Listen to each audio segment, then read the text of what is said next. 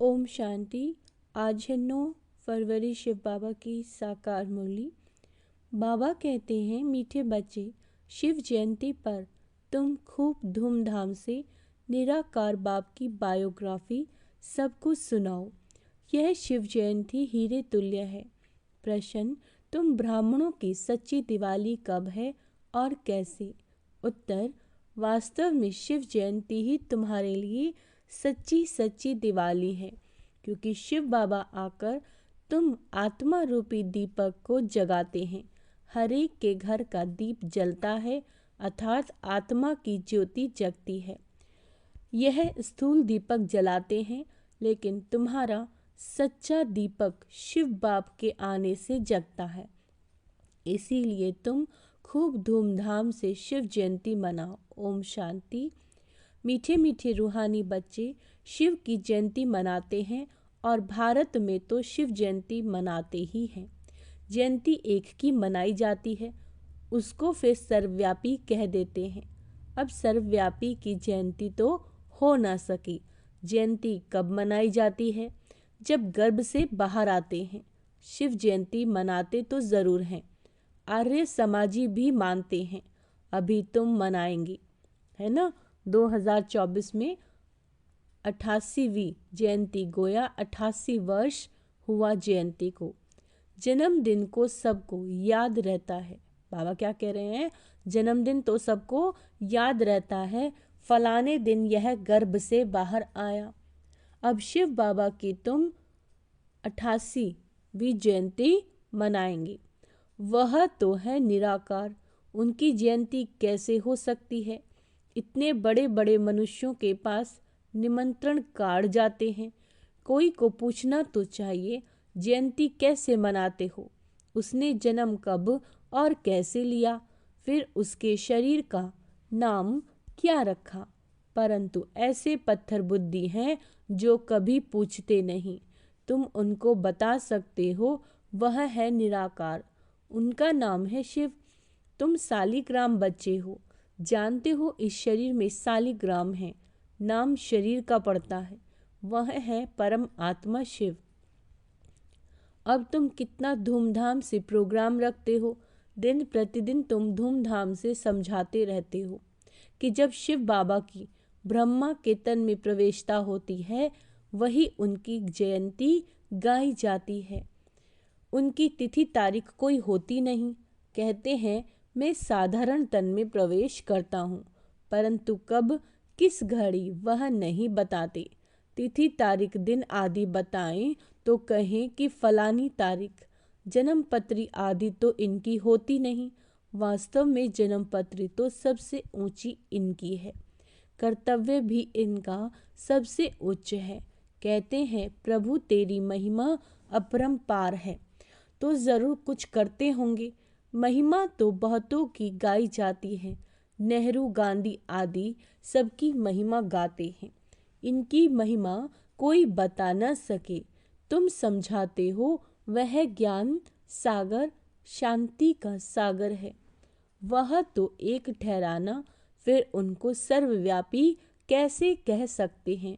परंतु कुछ भी समझते नहीं और तुम मानते हो, तो कोई पूछने का साहस भी नहीं करते।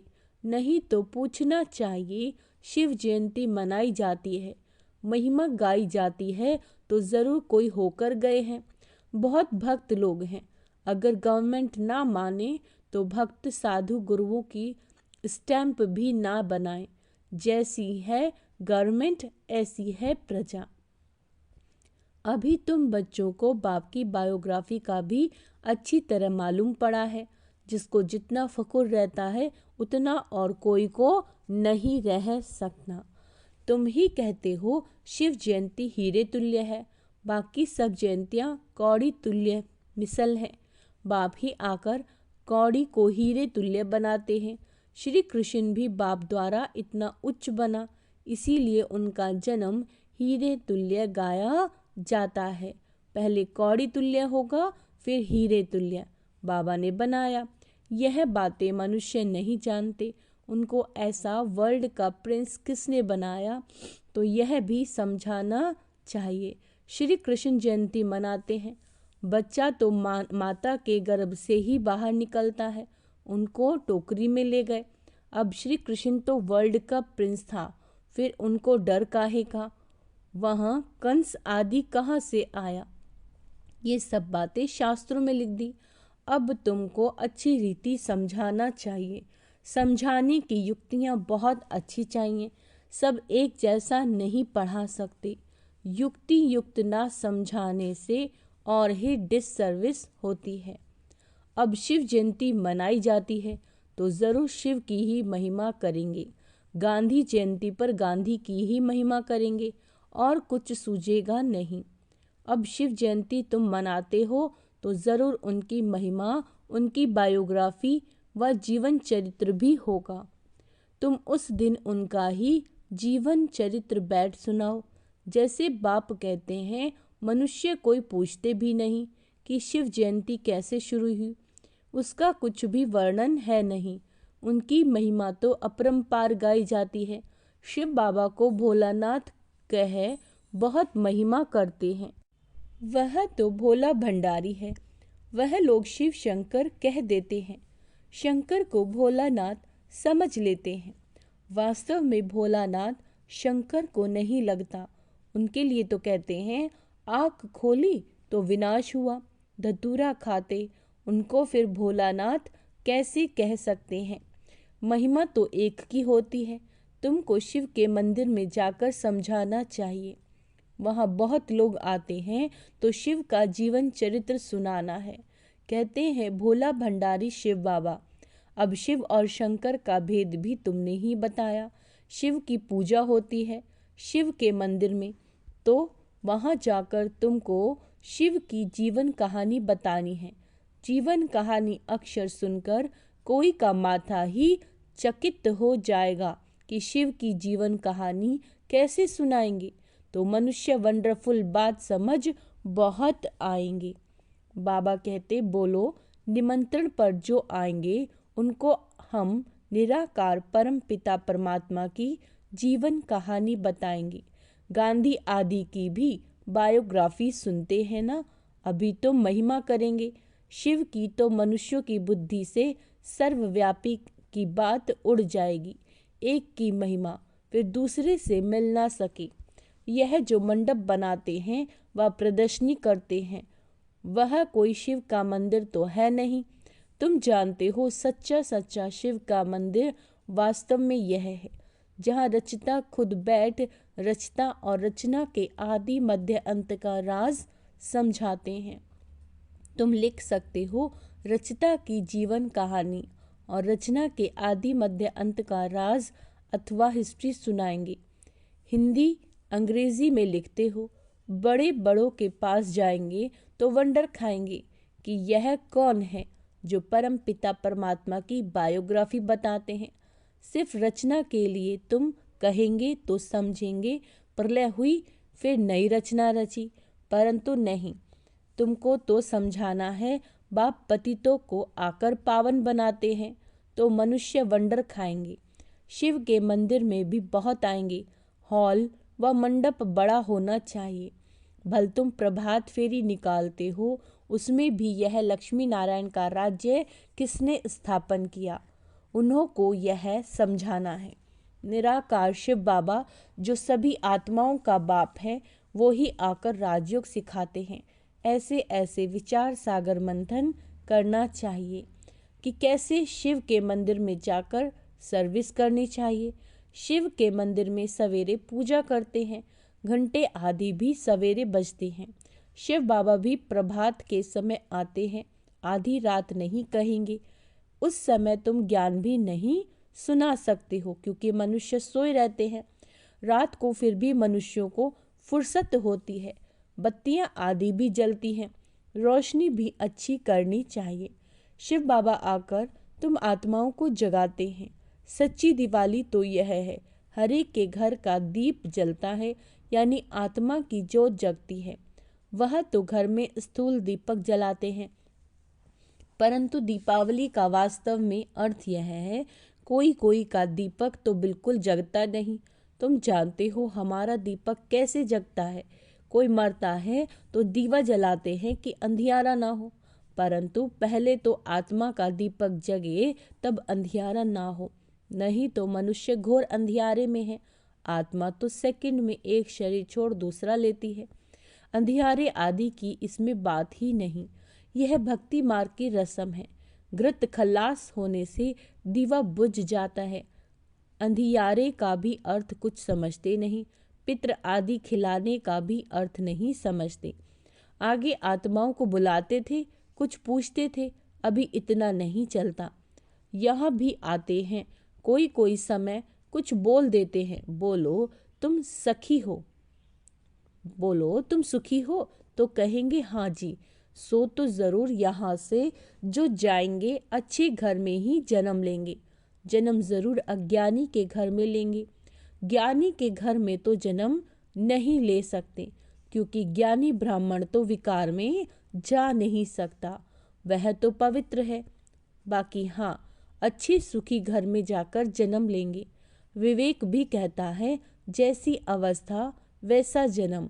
फिर वहाँ अपना जलवा दिखाते हैं। बल शरीर छोटा है इसीलिए बोल ना सके। बाकी कहते हैं थोड़ा बड़ा होने से ज्ञान का जलवा दिखाएंगे ज़रूर। जैसे कोई कोई शास्त्रों के संस्कार ले जाते हैं तो छोटेपन में ही उनमें लग जाते हैं। यहाँ से भी नॉलेज ले जाते हैं तो ज़रूर महिमा निकलेगी। बाबा कहते हैं तुम शिव जयंती बनाते हो, वह लोग कुछ अर्थ नहीं समझ सकते। पूछना चाहिए, अगर वह सर्वव्यापी है तो जयंती कैसे मनाएंगे। अब तुम बच्चे पढ़ रहे हो, तुम जानते हो वह बाप भी है, टीचर भी है, सतगुरु भी है। बाबा ने समझाया, सिख लोग भी कहते हैं सत श्री अकाल। अब वास्तव में अकाल मूर्त तो सब आत्माएं हैं, परंतु एक शरीर छोड़ दूसरा लेते हैं, इसीलिए जन्म मरण कहा जाता है। आत्मा तो वही है।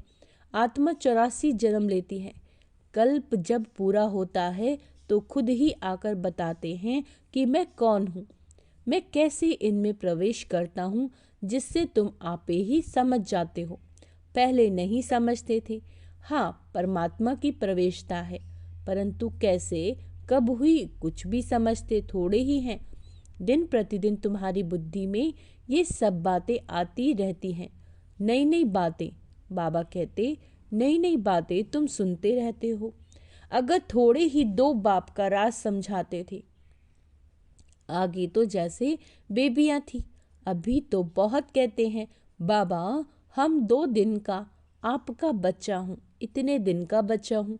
समझते हैं जो कुछ होता है कल्प पहले मिसल। इसमें बड़ी नॉलेज है, समझने में भी समय लगता है।